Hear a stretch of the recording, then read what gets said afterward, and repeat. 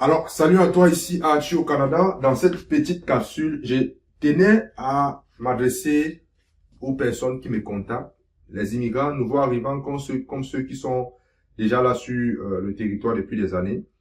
Il y a une compétence que vous devez avoir. Moi également, c'est une compétence que je développe continuellement.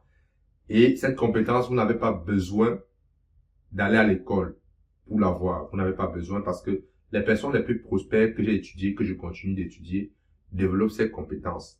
Donc, cette compétence, c'est simplement, je dirais compétence, mais peut-être c'est pas le mot. Je dirais plutôt, c'est une forme d'intelligence que vous devez développer. Ok? Cela s'appelle l'intelligence financière. L'intelligence financière. Lorsqu'on parle d'argent, l'intelligence financière, c'est la plus importante des intelligences parce qu'il existe d'autres types d'intelligence. Il n'y a pas que l'intelligence, il n'y a pas que l'intelligence académique ou l'intelligence scolaire. Non. Lorsque vous allez à l'école, vous développez cette intelligence académique et scolaire. Il n'y a pas que ça dans la vie. Si vous voulez exercer des professions telles que médecin, ingénieur, plombier, ainsi de suite, vous avez besoin, n'est-ce pas, d'aller à l'école, avoir l'intelligence financière. Bref, la plupart des métiers qu'on enseigne dans les écoles permettent de développer l'intelligence académique, l'intelligence scolaire, l'intelligence professionnelle. Mais en matière d'argent, il faut développer l'intelligence financière. OK?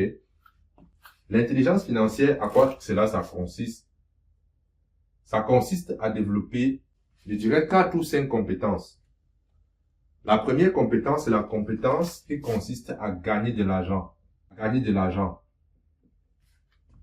Nous tous, nous gagnons. Nous sommes allés à l'école. Nous avons appris un métier.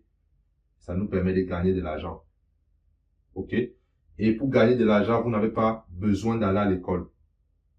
Lorsque vous savez lire et écrire, lorsque vous avez ce qu'on appelle l'intelligence globale, c'est une intelligence qui permet de lire et écrire, compter et savoir faire une analyse. Vous pouvez, n'est-ce pas, gagner de l'argent.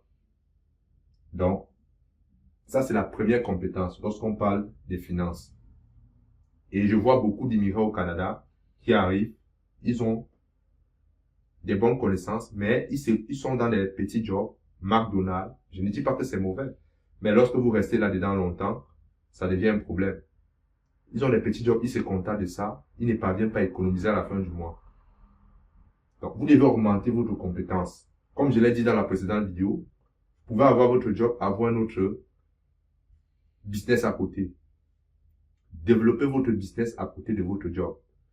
Parce que votre business va faire en sorte que vous développez des compétences qui vont vous faire gagner plus d'argent. Lorsque vous avez un business qui ne génère pas de revenus, ben, ça veut dire que vous n'êtes pas en business. Pour être en business, il faut gagner de l'argent. Donc, la première compétence, c'est de gagner de l'argent. La deuxième compétence, c'est vous devez protéger votre argent. Vous devez protéger votre argent. Une fois que vous avez gagné l'argent, vous devez protéger. Et la protection passe par exemple par la connaissance sur les lois fiscales. Je ne vous demande pas d'aller étudier la fiscalité, mais vous devez connaître les bases de la fiscalité. Il y a par exemple, moi, ce livre que je lis, c'est un gros livre, vous voyez le volume, ça parle des impôts au Canada. Vous pouvez le lire, je vous le conseille, ça c'est la version 2019. Déduisez vos impôts. C'est un livre que je vous conseille de lire. C'est gros, c'est effrayant.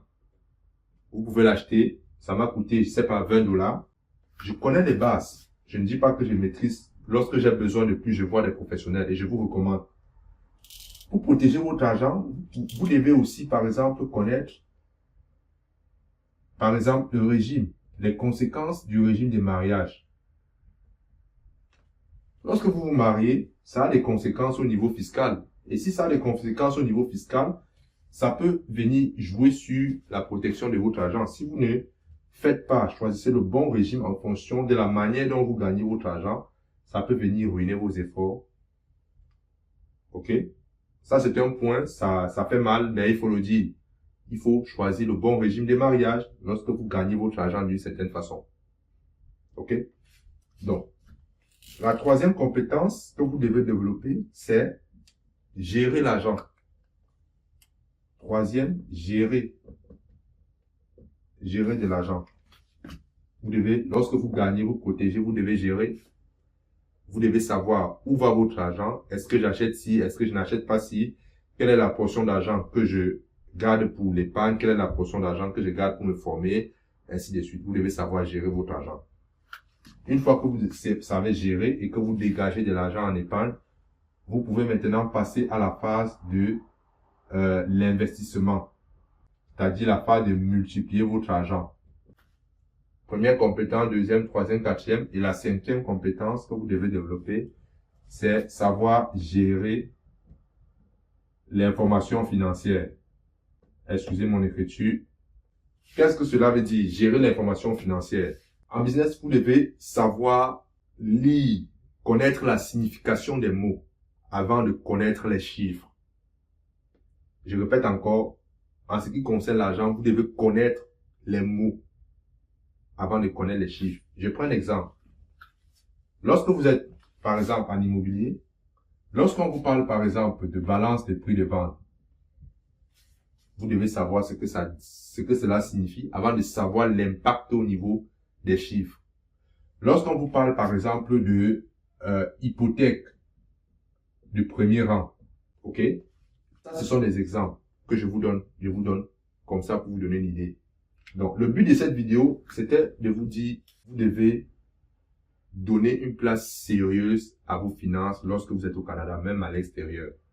Pourquoi j'ai dit Canada? Parce que le système financier canadien n'est pas le même que dans d'autres pays. Il y a des règles qui s'appliquent ici et qui ne s'appliquent pas ailleurs.